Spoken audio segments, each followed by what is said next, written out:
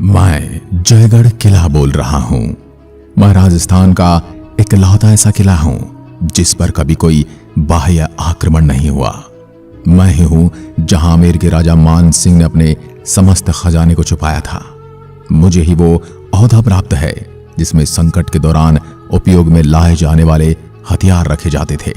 मैं वही हूं जहां से इमरजेंसी के दौरान इंदिरा गांधी द्वारा खोदा गया और मेरे खजाने को निकाल कर ले जाया गया, लेकिन यह कभी सरकारी दस्तावेजों में नहीं बताया गया। मेरे यहाँ की एक तोप है जो एशिया की सबसे बड़ी तोप है और अपना मस्तक ऊंचा किए हुए है। आज भी मेरी प्राचीर पर खड़ी है, जिसका गोला जहां गिरा तालाब जितना गड्ढा कर दिया। जिस तरह चित्तौड़ की रक्षा के लिए कुंभलगढ़ बनाया गया था, उसी तरह मुझे भी आमेर की सुरक्षा करने के लिए बनाया गया था।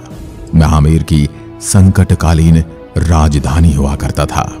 मेरे में बहुत सारी सुरंगें बनी हुई हैं जो मुझे अनेक आसपास के किलों से जोड़ती हैं। मैं मेरे इतिहास से जुड़ी सभी बातों के साथ ये भी बताऊंगा कि इंदिरा गांधी ने मेरी खुदाई क्यों करवाई और मेरे यहाँ खुदाई के दौरान अगर कुछ नहीं मिला तो दिल्ली जयपुर हाईवे को 2 दिन तक बंद क्यों रखा गया और क्यों सिर्फ सरकारी ट्रक ही उस हाईवे पर चले। आज मैं आपके सामने इन सभी रहस्यों से पर्दा उठाऊंगा। मैं राजस्थान की राजधानी जयपुर के गुलाबी शहर में चील का तेला पहाड़ियों की शीर्ष पर स्थित एक बहुत ही भव्य संरचना हूं।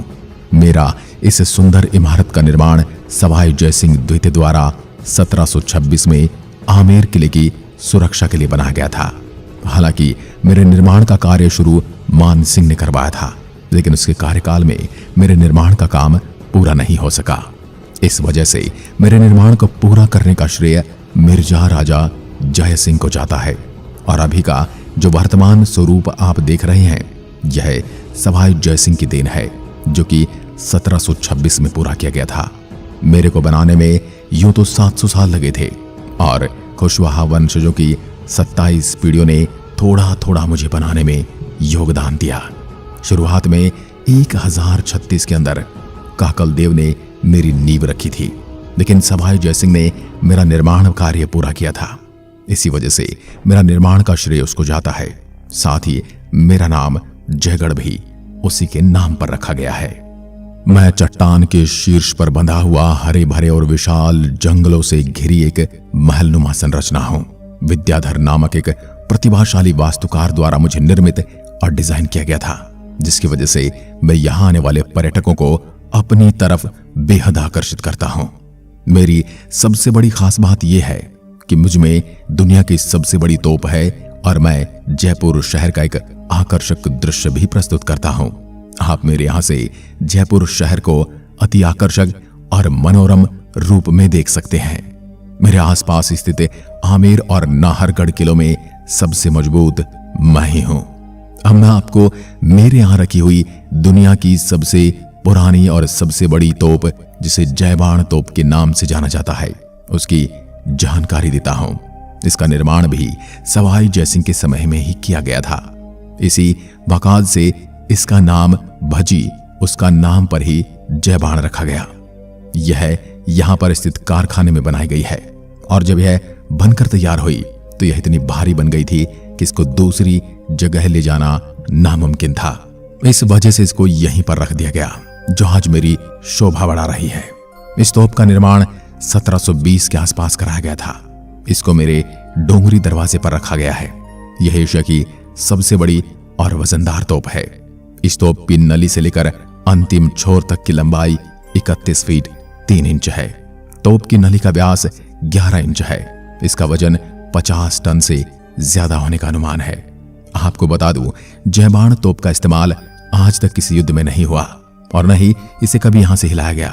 परीक्षण के लिए इस तोप का गोला तैयार करने में 100 किलो गन पाउडर यानी बारूद की जरूरत पड़ती थी।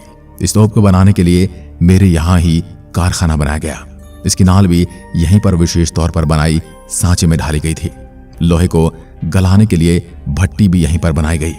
इसके प्रमाण मेरे यहां आज भी मौजूद हैं। इस कारखाने में और भी तोपों का निर्माण हुआ। विजयदशमी के दिन इस तोप की विशेष पूजा की जाती है। इसका इस्तेमाल सिर्फ एक परीक्षण के लिए किया गया था। जब जयबाण तोप को पहली बार टेस्ट फायरिंग के लिए चला गया था तो जयपुर से करीब 35 किलोमीटर दूर स्थित चाकसू नामक कस्बे में गोला गिरने से एक तालाब बन गया था, जिसे आज गोलीमार तालाब के नाम से जाना जाता है, और महल की दीवारों को भी काफी नुकसान पहुंचा था। उसके बाद इस तोप को कभी नहीं चलाया गया। इस तोप में 8 मीटर लंबे बैरल रखने की सुविधा है। यह दुनिया भर में पाई जाने वाली तोपों के बीच सबसे ज्यादा प्रसिद्ध तोप है। ऐसा माना जाता है इस तोप की टेस्टिंग के दौरान इसमें आग लगने वाला इंसान इसके पीछे बनी पानी की कुंड में कूद गया था, जिससे इससे निकलने वाली आवाज से वह अपने कानों को बचा सके। लेकिन उसके पानी में कूदने पर भी उसके कान के पर्दे फट गए। इस तोप के पहियों को और इसको मिला दें तो इसका कुल वजन 250 टन के बराबर है। इसको मोड़ने के लिए 3 हाथियों की मदद ली जाती थी। स्थानीय लोगों का मानना है कि इस तोप के परीक्षण के दौरान 8 हाथी और 1 सिपाही की मृत्यु हो गई थी। इस धमाके से शहर के बहुत से मकान जमींदोज हो गए थे। इसके बाद तोप को दक्षिण भाग में रखवा दिया गया। आज के समय इस तोप के चारों तरफ जंजीरें लगाई गई हैं। आप इसके पास खड़े होकर तस्वीरें खिंचा सकते हैं। मैं 18वीं शताब्दी में बना हुआ एक शानदार वास्तुकला का उदाहरण हूं, जिस पर 10वीं शताब्दी की शुरुआत से कछवाहों ने शासन किया। मुगल शासन के दौरान में मुख्य तोप फाउंड्री बन गया था और युद्ध के लिए आवश्यक गोला बारूद के साथ साथ धातु को रखने के लिए भी मेरा इस्तेमाल किया जाने लगा। मेरे में तोप चौकी तब तक सुरक्षित रही जब तक कि रक्षक दारा शिको अपने ही भाई औरंगजेब द्वारा पराजित और मार नहीं डाला गया। आपको बता दो कि बहुत से इतिहासकारों का मानना है कि मेरे किले में एक खजाना था, जिससे जयसिंह ने जयपुर शहर का विकास किया। राजा मान सिंह प्रथम ने अपनी 22 छोटी रियासतों से जो पूंजी संपत्ति इकट्ठी की थी, इस संपत्ति को अकबर से सुरक्षित रखने के लिए उन्हें मुझे ही चुना था।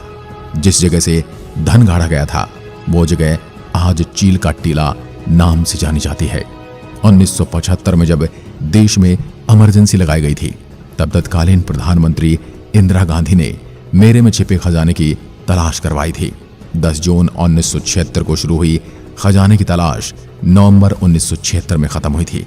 तब सरकार ने आधिकारिक रूप से कहा था कि इस किले में कोई खजाना नहीं है। किले में खजाना नहीं होने से सरकार के बयान पर कई लोग आज भी संदेह जताते हैं। क्योंकि किले में खजाने की तलाश खत्म हुई, तब सेना ने 2 दिन के लिए दिल्ली जयपुर हाईवे आम लोगों के लिए बंद कर दिया था और यहाँ सिर्फ सरकारी ट्रक ही चले थे। कहा जाता है कि इस दौरान किले में मिले खजाने को ट्रकों में भरकर दिल्ली ले जाया गया था और सरकार इसे जनता की नजरों से छिपाकर रखना चाहती थी। हाईवे बंद होने की पुष्टि कई विश्वसनीय स्रोतों से होती है, लेकिन सरकार ने कभी भी इसका सही रूप से स्पष्टीकरण नहीं दिया। इस किले में खजाने को लेकर यह भी कहा जाता है कि पाकिस्तान ने भी इस खजाने में अपना हक जताया था और हिस्सा देने की मांग की थी।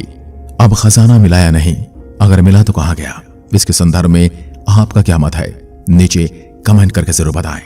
मैं राजस्थान का एकमात्र किला हूं जिस पर कभी बाह्य आक्रमण नहीं हुआ। मैं उत्कृष्ट दुर्गगिरी हूं। सुदृढ़ और उन्नत प्राचीर, घुमावदार विशाल बुर्ज तथा पानी के विशाल टाके इसकी स्थापत्य की प्रमुख विशेषता है। मेरे भवनों में जलेब चौक, दीवाने आम, दीवाने खास, ललित मंदिर, विलास मंदिर, लक्ष्मी निवास, सूर्य मंदिर, आराम मंदिर, राणावती जी का चौक आदि मुख्य हैं। किले में राम, हरिहर व काल भैरव के प्राचीन मंदिर बने हुए हैं। आराम मंदिर के सामने मुगल उद्यान शैली पर निर्मित एक मंदिर है। मेरे भीतर एक लघु अंत दुर्ग भी बना हुआ है, जिसमें महाराजा सवाई जयसिंह ने अपने छोटे भाई विजय सिंह को कैद करके रखा था। विजय सिंह के नाम पर यह विजयगढ़ी कहलाया। विजयगढ़ी के पार्श्व में एक 7 मंजिल प्रकाश स्तंभ है जो दिया बुर्ज कहलाता है। मैं एक विशाल रेंज में फैली हुई आकर्षक संरचना हूं। इसके अलावा किले में एक संग्रहालय के साथ एक उद्यान भी स्थित है। किले की लाल बलुआ पत्थर की दीवारें 3 किलोमीटर की लंबाई में फैली हैं, जिसकी चौड़ाई लगभग 1 किलोमीटर है।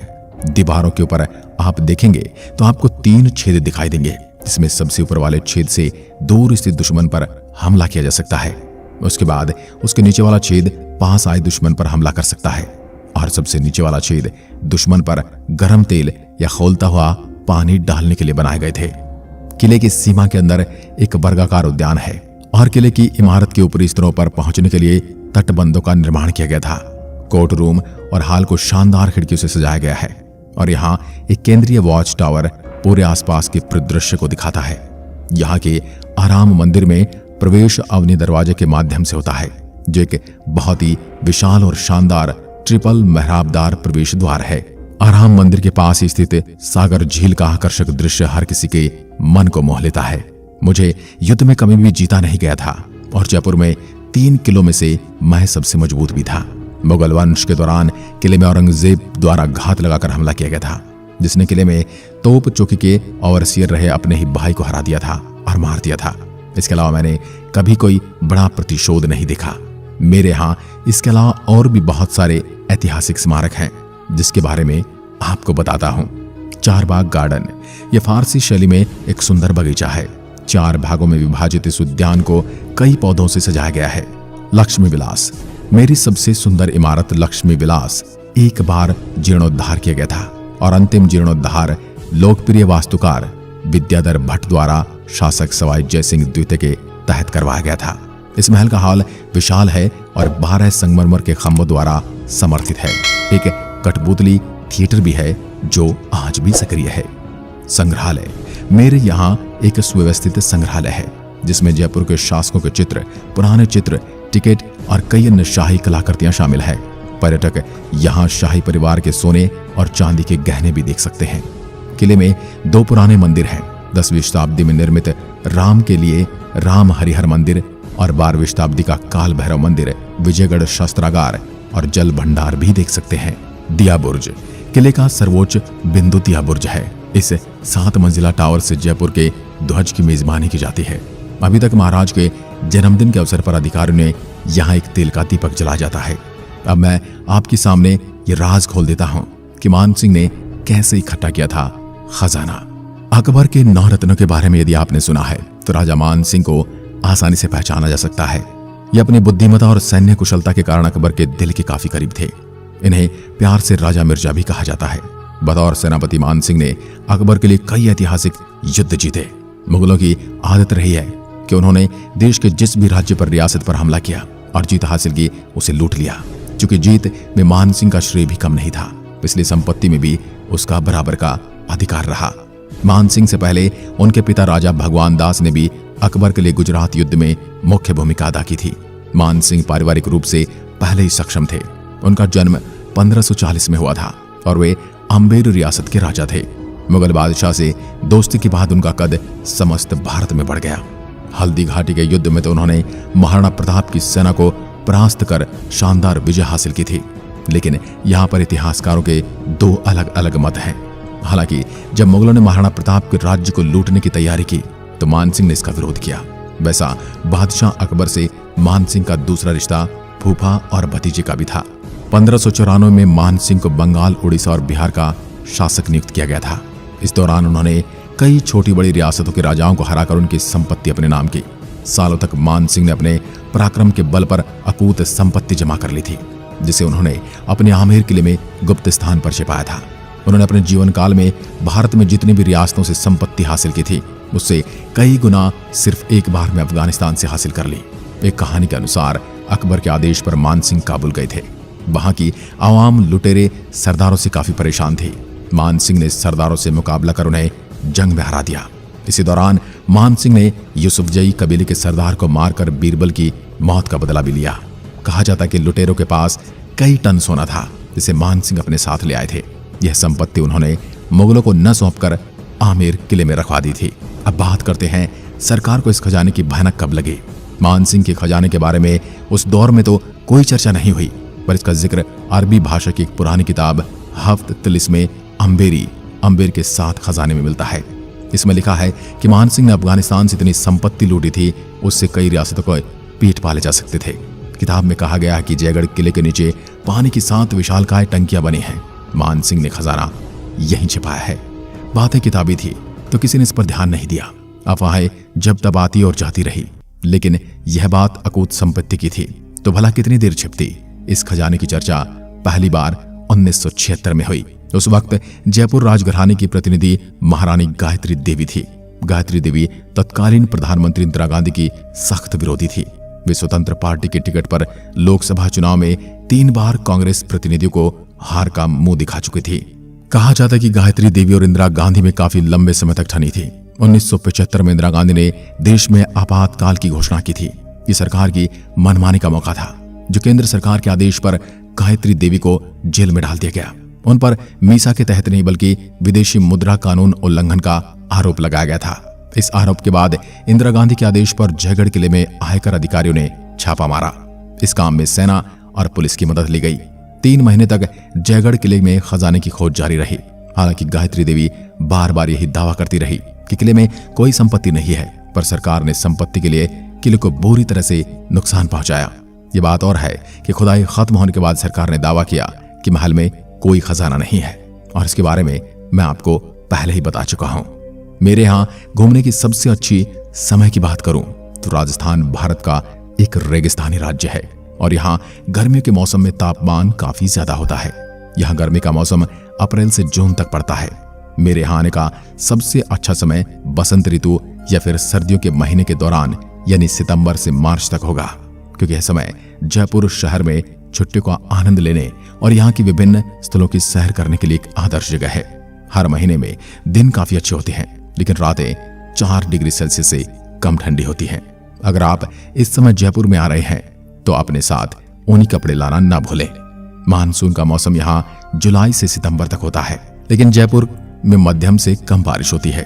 अगर आप फोर्ट को देखने के लिए आ रहे हैं और इसके आसपास ठहरने की अच्छी जगह देख रहे हैं तो बता दें कि जयपुर में आपके लिए बहुत से विकल्प हैं। यहाँ के प्रमुख होटलों में Alsisar Haveli, hotel Mahadev Villa, hotel Blue Heaven और फोर्ट चंद्रगुप्त के नाम से शामिल हैं, जहां आप एक अलग हेरिटेज का आनंद ले सकते हैं।